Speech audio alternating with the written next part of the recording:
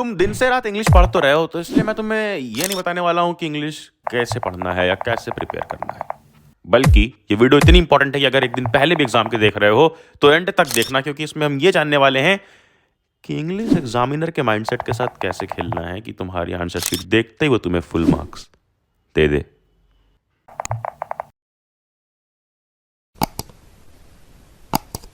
English के paper की weightage में 50% वेटेज ले जाता है लिटरेचर सेक्शन, और बचा वो 50% में आते हैं ये तीन, रीडिंग, राइटिंग और ग्रामर सेक्शन।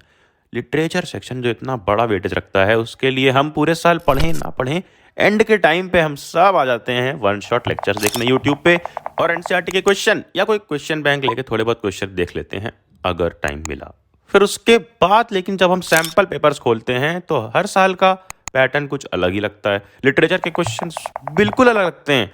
हमने चैप्टर पढ़ रखा होता है, फॉर एग्जाम्पल हमने सीगल वाला चैप्टर पढ़ रखा है पूरा, हमें पूरा कॉन्टेक्स्ट मालूम है कि हाँ क्या हुआ था, उसको सीगल को उड़ने में डर लगता था और वो अपनी फर्स्ट फ्लाइट नहीं ले पा रहा था, यहाँ तक कि उसके विंग्स भी प्रॉपर थे, कोई गलती नहीं थी, कोई फिजिकली इशू नहीं था, फिर भी वो अपनी फर्स्ट फ्लाइट नहीं ले पाता है तब तक जब तक उसकी मदर आकर उसको ये नहीं दिखाती है कि उसको अपनी फर्स्ट फ्लाइट लेनी पड़ेगी, उसको उड़ना पड़ेगा खाने के लिए। जब वो फिश फंसा के आती है ना अपनी बीक में, अपनी चोंच में, तब तक। अब ये पूरी की पूरी स्टोरी में मालूम है, बट क्वेश्चन में तो ये पूछा ही नहीं होता है ना कि कैसे उसने अपनी फर्स्ट फ्लाइट ली, ये पूरा का पूरा समझाओ। क्वेश्चन में देखो इस तरह से पूछ लेगा, validate the given statement with reference to baby seagull's fear. Fear doesn't exist anywhere else other than one's mind. Statement based question कि fear doesn't exist anywhere else, fear कहीं और नहीं है अपने दिमाग के अलावा। अब इस स्टेटमेंट को वैलिडेट करो किसके अकॉर्डिंग? बेबी सीगल, यानी कि सीगल वाले चैप्टर के अकॉर्डिंग। तो अब तुम्हें जो भी मालूम है सीगल के फियर के बारे में पूरा का पूरा रिवाइज करो एक बार, ठीक है? पूरा रिवाइज करो पूरा चैप्टर, क्या क्या हुआ था सीगल के साथ, और फिर पूरा का पूरा तुम्हें अपनी स्टोरी अपने वर्ड्स में लिख देनी है कि हाँ सीगल के साथ क्या हुआ, उसके क्यों नहीं उड़ पाता है, और आखिर में कब उड़ता है, जब उसका अपने दिमाग में उसका डर रहता है, लेकिन जब प्रैक्टिकली उसका डर निकल जाता है, जब वो एक बार उड़ता है, हल्का सा गिरता है, फिर उड़ता है। वो पूरी स्टोरी तुम्हें लिखनी है। तुम तब लिखते अगर ये क्वेश्चन रहता कि how does the seagull made his first flight, वही चीज लिखोगे। फिर बस एंड में एक दो लाइन से ऐसे कंक्लूड कर दो कि लगे कि इस स्टेटमेंट को तुम सेटिस्फाई कर रहे हो। फॉर एग्जाम्पल अगर शुरू में लिखना है तो शुरू में लिख दो दिस स्टेटमेंट, फिर डैश स्टेटमेंट पूरा justifies with the story of baby seagull, फिर पूरा का पूरा अपना आंसर। या एंड में लिखना है तो एंड में लिख दो hence this statement is very clear, hence this statement is very true. बस ऐसे एक लाइन से कंक्लूड कर दो, आंसर तुम्हारा वही रहेगा। चाहे देख लो वो ये क्वेश्चन हो, इस बार के पेपर में तुम्हें दिखेगा मेकिंग ऑफ अ साइंटिस्ट से पूछा गया है, validate the importance of small fun learning task towards successful careers in the context of Richard Ebright in the making of a scientist. अब making of the scientist chapter में हमने देखा था कि वो बचपन से कई सारी एक्टिविटीज़ करता था, जैसे वो उसकी एक्टिविटीज़ हो, बटरफ्लाइज की एक्टिविटीज़ देखना, चाहे वो साइंटिफिक चीज़ों में पार्टिसिपेट करना अपने स्कूल लेवल पे, फिर उसके बाद स्टेट लेवल पे। तो ये सारी चीज़ हमने पढ़ रखी है। अब जो सीक्वेंस में पढ़ रखी है ना, उसी सीक्वेंस में तुम्हें यहाँ पर लिखना है और वैलिडेट कर देना है इस स्टेटमेंट से रिलेट करके कि hence we know that the importance of small fun learning task toward successful careers. बहुत सिंपली वही काम करना है, बस थोड़ा सा दिमाग लगाना है। अब एक और टाइप का क्वेश्चन आते हैं लॉन्ग आंसर में। लॉन्ग आंसर में क्वेश्चन आ जा रहा है कन्वर्सेशन बेस्ड, जैसे ये कि write this conversation as per your understanding of Mijbil the otter and tiger in the जू।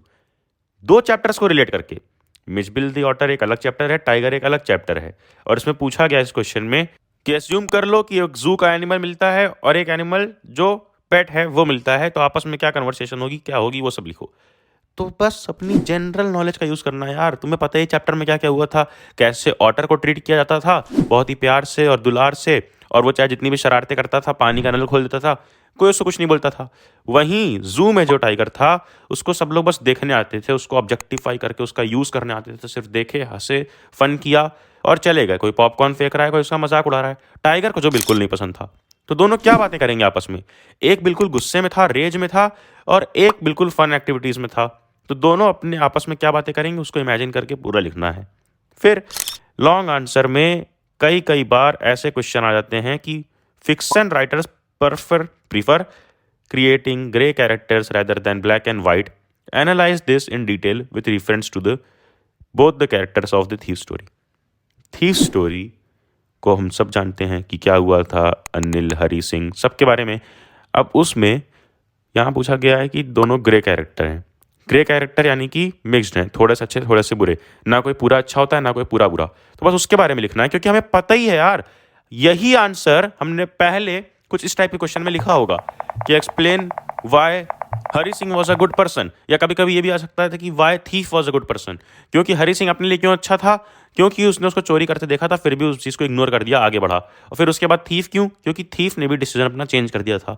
तो वो स्टोरीज वो आंसर्स हमने कहीं ना कहीं लिखे होते हैं, बस थोड़ा सा क्वेश्चन समझने की ज़रूरत है, और ये तुम कब समझोगे, जब सॉल्व करोगे सैम्पल पेपर्स। कहाँ से करना है आगे बताऊंगा। आगे बढ़ते हैं नेक्स्ट सेक्शन पे, जहां पर दिक्कत होती है सबको, वो है ग्रामर। ग्रामर में कई लोग पूछ रहे हैं कि इस बार जो ये 10 मार्क्स का ग्रामर आ रहा है इसमें तो काफ़ी सारे चैप्टर्स होते हैं, जैसे कि modal, subject verb concord, tense, reported speech. क्या आप चलें एक एक चैप्टर पढ़ें डिटेल में? बिल्कुल भी नहीं। ग्रामर की हमें सिर्फ और सिर्फ प्रैक्टिस करनी होती है, थोड़ी बहुत ट्रिक्स और टैक्टिक्स यूज़ करके।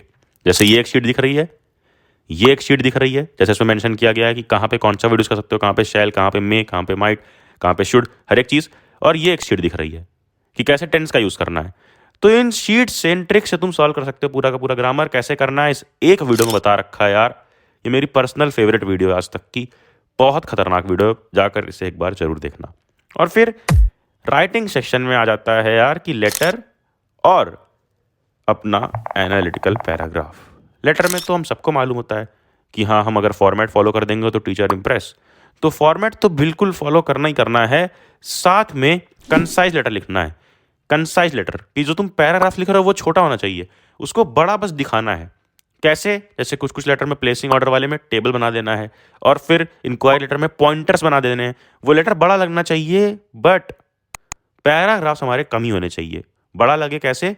इन्फॉर्मेशन से। इन्फॉर्मेशन ओवरव्यू करते वक्त ही अपना एग्जामिनर पढ़े और इम्प्रेस हो जाए कि हाँ, फॉर्मेट भी है और इन्फॉर्मेशन भी बहुत सही से डाली है इसने, और फुल मार्क्स मिल जाए। वही एनालिटिकल पैराग्राफ में क्या करना है? एनालिटिकल पैराग्राफ की बहुत बढ़िया ट्रिक होगी कि जब भी तुम कोई देखते हो पाई चार्ट या टेबल या ग्राफ, तो उसमें से 3 चीज़ निकाल लो। डाटा दिया होता है, उसमें से देख लो क्या हाईएस्ट है, क्या लोवेस्ट है, और क्या ऐसी कैटेगरी जहाँ कंपैरिजन हो सकता है, यानी क्या आसपास की कैटेगरी है। ठीक है, तो और वही तुम्हें लिखना होता है। इंट्रो स्टार्ट करो बहुत ही सिंपल स्टेटमेंट से कि दिस पाई चार्ट इलस्ट्रेट्स, या this graph represents, represent, illustrate, showcase, ये सारे वर्ड्स से। और उसके बाद इंट्रो बिल्कुल सिंपल सा दे दो जो क्वेश्चन में दिया हो, 3 लाइन 4 लाइन का। फिर मेन बॉडी में जो तुमने देखा, जो एनालाइज किया, हाईएस्ट क्या है, लोवेस्ट क्या है, और क्या है कंपेरेटिव चीज़ें, ये सब कुछ डिटेल में समझाया है। पाई चार्ट को कैसे एनालाइज करना है, टेबल को, और कैसे ग्राफ को, सिर्फ इस एक वीडियो में, छोटी सी वीडियो में जाकर इसको देखना। और अब आते हैं मेन इशू पे, जो है रीडिंग सेक्शन। अरे हाँ, वही अनसीन पैसेजेस वाला। देखो पैसेज ऊपर दिए होते हैं थोड़े से लंबे, कभी 4-5 पैराग्राफ के, कभी 6-7 पैराग्राफ के। उसके नीचे क्वेश्चंस होते हैं, क्वेश्चंस को एक बार डिकोड करते हैं। जैसे एक ये क्वेश्चन देखो, select the option that corresponds to the following relation below. थोड़ा सा एनालॉजी वाला और एनालाइज करने वाले क्वेश्चन आते हैं। जैसे यहाँ पर इन दोनों वर्ड्स के बीच रिलेशन देखना है और वही रिलेशन इन ऑप्शंस में ढूंढना है। जैसे मोर इनक्रेडिबल और ग्रेटर, तो मोर इनक्रेडिबल यानी कि ज़्यादा, और ग्रेटर मतलब कि वाह वाह, दोनों में पॉजिटिविटी की तरफ जा रहे हैं, ज़्यादा ज़्यादा। ठीक है, अब ऑप्शन में देखो हाइयर लोअर, तो ये क्या एंटोनिम है? यहाँ पे मोर इनक्रेडिबल यानी कि ज़्यादा इनक्रेडिबल, और यहाँ पे ग्रेटर, दोनों दूसरे के सिनोनिम लग रहे हैं। फिर मोर लेसर उल्टा हो गया, स्मॉलर बिगर ये भी एंटोनिम हो गया। डी हैवियर हायर, तो ये सिनोनिम हो गया, जो इससे मैच करे उसको करना है। ऑड वन आउट्स को हटा दो, जो मैच करे वो आंसर होगा इस टाइप के क्वेश्चन में। फिर कुछ ऐसे क्वेश्चन आता है, जैसे ओपिनियन के नीचे डैश लिखा है और reason, best experience rather than describe, complete the following with a phrase from paragraph 1। तो बस पैराग्राफ 1 पे जाना है, और पैराग्राफ 1 पे तुमको इसका आंसर मिल जाएगा अगर तुम इस स्टेटमेंट को समझ जाते हो। क्या है statement? Dash best experience rather then described, ये रीजन है और ओपिनियन की क्यों ऐसा इसको लगता है। फिर आगे आओ, देखो कई क्वेश्चन तुमको ऐसे मिलेंगे। The writer says a true mountaineer में challenge the mountain yet is always respectful to the powerful forces of nature. Select the reason the mountaineer is respectful to the forces of nature up in the mountains. क्यों? Paragraph 3 यहाँ पे bracket में लिखा है, paragraph 3 में जाओ, जो word match करे लगा दो। तो ये तो होगा ऑब्जेक्टिव वाले क्वेश्चन। अगर सब्जेक्टिव क्वेश्चन आ जाता है लिखने को, तो ध्यान रखना कि ये एक एक मार्क के सब्जेक्टिव क्वेश्चन है, यानी कि बस बिल्कुल तुमको जस्टिफाई करना है 1 से 2 लाइन में। जैसे क्वेश्चन होगा, list any 2 example of tourist facilities as referred to in paragraph 3। तो पैराग्राफ 3 पे जाओ और 2 एग्जाम्पल कोई भी लिख दो अपने वर्ड्स में। ये नहीं कि सिर्फ 2 एग्जाम्पल लिख दो 1 और 2 डाल के, बल्कि उसको थोड़ा सा सब्जेक्टिव आंसर बनाओ कि the 2 examples of tourist faculty I refer to dash, फिर ये पूरा का पूरा अपना आंसर। फिर list 1 reason why the researchers recommend the formulation of a tourist study in the north eastern states of India be sustainable. तो इसका reason लिखो जाकर, द रीजन व्हाई दी, ऐसे करके पूरा सब्जेक्टिव आंसर के तरीके और छोटा और कंसाइज। अब कैसे प्रैक्टिस करनी है इन सारी चीज़ों की, चाहे वो ग्रामर हो, लिटरेचर हो, एक्सट्रैक्ट बेस्ड क्वेश्चन हो या सब्जेक्टिव। इसके लिए यार वर्कशीट्स डाल रखी हैं सारी वेबसाइट पे। एक एक वर्कशीट में तुम्हें objective question, extract based question, subjective question सब मिल जाएगा। फिर प्रैक्टिस कैसे करें, वर्कशीट से तो हम प्रिपेयर करेंगे। प्रैक्टिस के लिए उसी वेबसाइट पे तुम जाना, सैम्पल पेपर्स में हर सब्जेक्ट के 3-3 सैम्पल पेपर्स तुम्हें फ्री ऑफ कॉस्ट मिल जाएंगे विद सॉल्यूशंस। सॉल्व भी कर लो और खुद का पेपर सेल्फ इवेल्युएट भी कर लो। और हाँ, लिटरली बता रहा हूँ कि अगर कोई भी चैप्टर में डाउट है तो आई कैन गारंटी, अगर हमारे बनाए गए एनिमेटेड लेक्चर्स देख लेते हो या animated lectures line by line animation के साथ हैं, तो I can bet with you 1 marks नहीं कटेगा यार। लाइन बाय लाइन चीज़ें समझाई गई है, समझ तो लो गई वहाँ से, और इस वीडियो में तुमने समझ लिया कि कैसे एग्जामिनर के साथ खेलना है। तुम्हें उसको दिखाना है कि हाँ तुम्हें सब कुछ आता है कैसे। एग्जैक्टली जो समझाया कि जो पूछा है उसको रिप्रेजेंट करना है कंसाइज वे में, इंपॉर्टेंट वर्ड्स के साथ, और कुछ भी नहीं आता है तो भी लिख दो, और नीचे उसी आंसर में जो पूछा गया था, जो स्टेटमेंट दिया गया था उसको लिख दो, hence it is very clear. उसको जस्टिफाई कर दो उस चीज़ को अपने वर्ड्स में, और कोई भी मार्क्स तुम्हारा नहीं कटेगा। प्रेजेंटेशन के लिए ये वीडियो ज़रूर से देख लेना। और फिर करना क्या है, अब ये वीडियो सब में शेयर कर दे, नोटिफिकेशन छेड़ दे कि एग्जाम टाइम पे कुछ भी मिस ना हो, एंड देन जाना, जा पढ़ ले,